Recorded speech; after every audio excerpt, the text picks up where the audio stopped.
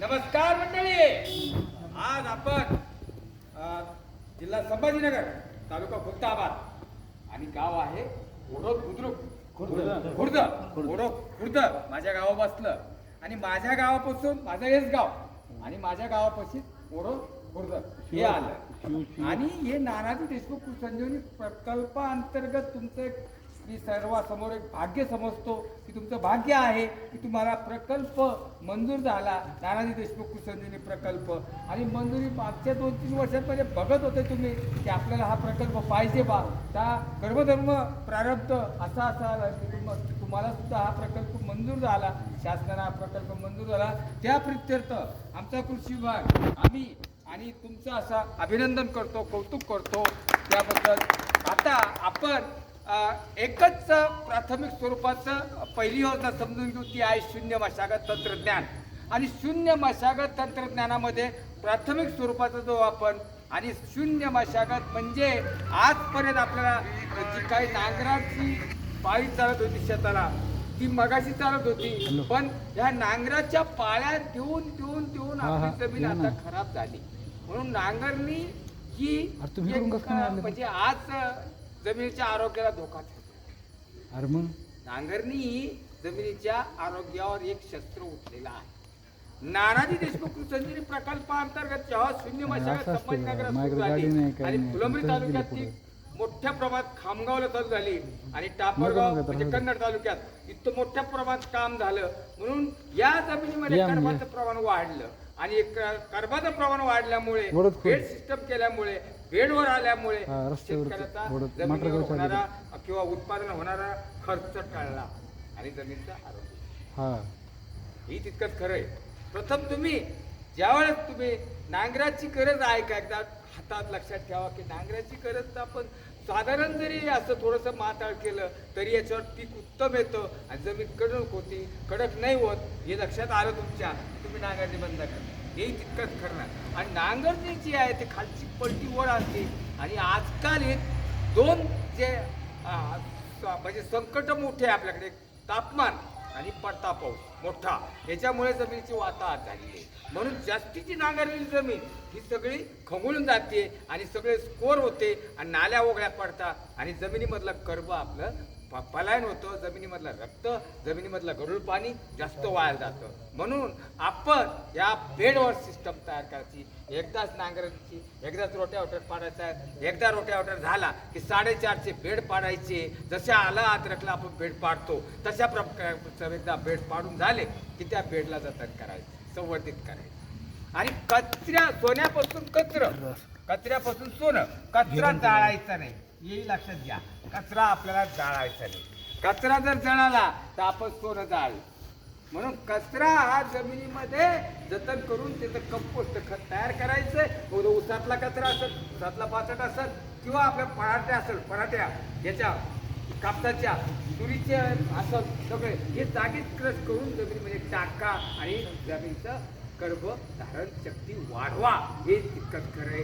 आणि पाणी जास्तीचं पडल्यामुळे या बेडमधून अतिचं झालेलं पाणी निघून जातं, कमीचं झालं पाणी रिझर्व्ह राहतं, म्हणजे कन्झर्वेशन होतं. म्हणजे पाणी जगवण्याकरता, पाणी मुरवण्याकरता, जमिनीचं आरोग्य वाढण्याकरता अतिशय महत्वाची नानाजी देशमुख संजीवनी प्रकल्पाअंतर्गत हे शून्य मशागतचं काम चालू आहे.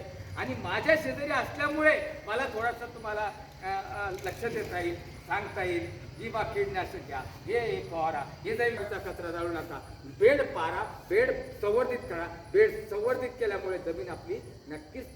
म्हणून कचऱ्यापासून सोनं करा आणि आपले बेड संवर्धित करा. आणि कुठलं पीक बेडवर जाऊ द्या. आज पपई बेडवर दिसते, मिरची बेडवर दिसते. नांगराची जमिनीला गरज नाही की वाताहत करू नका, जमीन चालू पाहिजे. आणि एवढंच काम करायचं. पहिलं शून्य मशागत, शून्य मशागत, शून्य मशागत. नानाजी देशमुख संजीवनी प्रकल्प आपल्या गावात चालू झाला. पहिलं तंत्रज्ञान आपल्या हातात घ्यायचंय ते आहे शून्य मशागत तंत्रज्ञान. आणि या शून्य मशागतला मी पहिलंच सांगितलं की 4.5-5 फुटाचे बेड आपले असावे, ते उताराला आडवे असावे. हा मोठा पट्टा आहे डोंगराचा तुमचा, इथं तुम्ही हे काम चांगल्या प्रकारे मस्त करू शकता.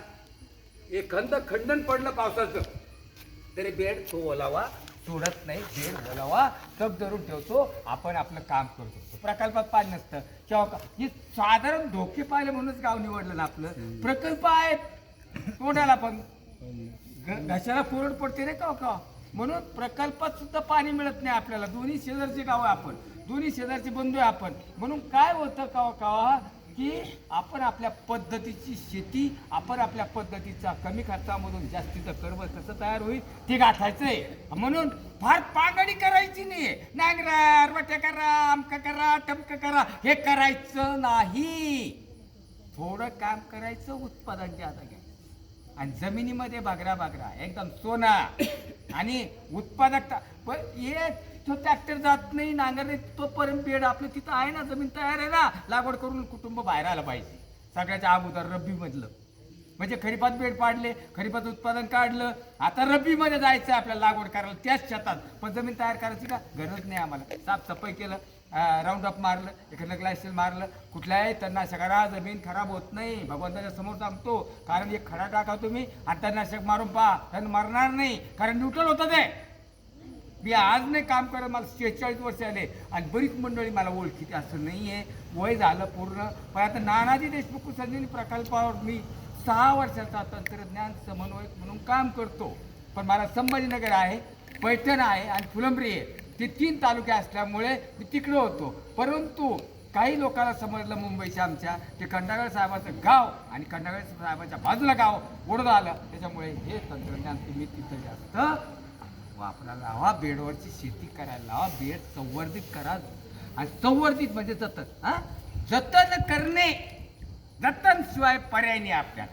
आणि जतन केल्यामुळे जमिनीमध्ये कर्माचं प्रमाण वाढत जातं, यात आनंद आहे, हे लक्षात ठेवा. आज आपण या गावामध्ये एक 15-20 शेतकऱ्याचा एक 20-25-30 लोकांची मशाल फेरी काढून माननीय नागरे साहेब आमचे आपल्याला जे आहे संवर्धित म्हणजे सगळं त्या प्रकल्पातली विशिष्ट माहिती, त्या प्रकल्पातली विविध योजना शेतकऱ्यासाठी लाभाच्या मग ती फळबाग असेल, गांडूळ शेड असतील, अमुक असेल, टमुक असेल, अशा अनेक योजना या नानाजी देशमुख संजीवनी प्रकल्पामध्ये शेडनेट आहे.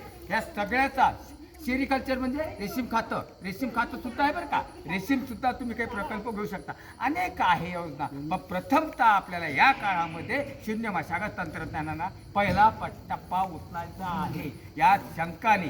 आणि पहिला टप्पा उचलत असताना या गोष्टीवर तुम्ही हात घाला. आणि तुम्हाला काही अडचणी आल्या तर प्रत्येकाला आमचा नंबर, माझा नंबर लिहून ठेवा, नागरे साहेबांचा नंबर लिहून ठेवा. आणि या नंबरला आजीबाई बी आल्या, आजीबाईला आवाज गेला वाटतं, आजीबाई सुद्धा आल्या. आणि या तंत्रज्ञानाखाली जेवढी काय आलची म्हणजे अद्रकची बेड आहे, तिला फक्त न मोडता ती संवर्धित ठेवून ती तशीच पुढे चालू द्यावं, तिचा परत फायदा घ्यावा, लागवड करावं. आणि जी लाभाची योजना आहे त्यासाठी ऑनलाईन करा, तुम्हाला ते सांगतीलच, त्या ऑनलाईन करायची आहे. मग त्या विविध प्रकारच्या शेळ्या आहे, विधवा आहे, त्या शेळ्या त्यांना कुक्कुटपालन आहे, त्यानंतर शेततळी आहे, शेततळी मोठमोठी शेततळी पण आहे, पाईपलाईन पण आहे, शेडनेट पण आहे आणि रेशीम खातं पण आहे, फळबाग पण आहे. एका शब्दात सांगून दिलं तुम्हाला मी आणि बरोबर सांगितलं. आणि लवकरच ऑनलाईनचा प्रोग्राम मोटर पाईपलाईन आहे ना, ती असले पण त्याच्यामध्ये काय करायचं ती सुद्धा ऑनलाईन. आता या गोष्टीचा आपण सारा विचार पुढच्या टप्प्यात पुढच्या याला प्लॅनिंग घेऊ. त्याच्यानंतर काही झाले प्रोग्राम अजून नाही आलं, परंतु आता तुम्हाला पहिल्यांदा वॉटर बजेट काढणे. पाणी किती आहे, नाले किती आहे, तुमचे नाले किती बसता, सिमेंटी बंधारा बसतो का, माती नाला बंद बसतो का, गली प्लग बसती का, या सगळ्या गोष्टीचा विचार तुम्हाला नंतर उद्याच्या बैठकीत करणं आहे. आणि मग पाणी बजेट तुम्हाला काढणं आहे. आणि पाणी बजेट काढलं की पडणारं पहिलं पाणी किती होतं. आणि हे जर नानाजी देशमुख संजीवनी प्रकल्पामध्ये हे जर राबवलं आपण तर मग ती शेम किती वाढेल हे. आणि मग पाणी आपल्याला जर कमी जादा झालं तर गाव पाणीदार कसा बनेल माझा हे बघायचंय. गाव पाणीदार माझा ओढत बुद्रुक, ओढत खुर्द माझा पाणीदार गाव. आणि ओढत खुर्द हा माझा आदर्श गाव. जसं तुम्ही याच्या घनदाट जंगलच्या या संस्थेनं काढलं तसं सुद्धा आम्हाला साथ द्या आणि प्रकल्प व्यवस्थित राहावा. या मंदिराच्या साक्षीने सांगतो तुम्हाला, पवित्र अशा मंदिरासमोर बसलेलो आपण. कुठल्याही ना घातपात नाही, काही नाही, शुद्ध जे लागेल तेच घ्यायचंय, तेवढंच घ्यायचंय. पात्र साफ करायचंय, पात्रावर उष्ट पाडायचं हा एक